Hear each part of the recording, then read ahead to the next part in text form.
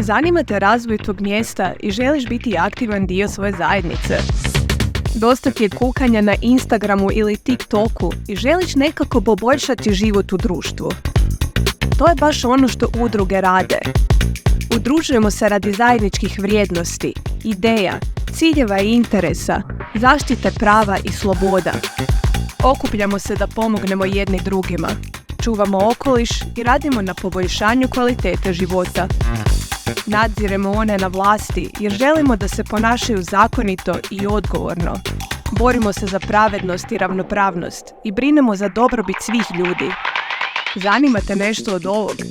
Želiš li mijenjati stvari? Kroz udruge to možeš. Ti možeš doprinijeti promjenama.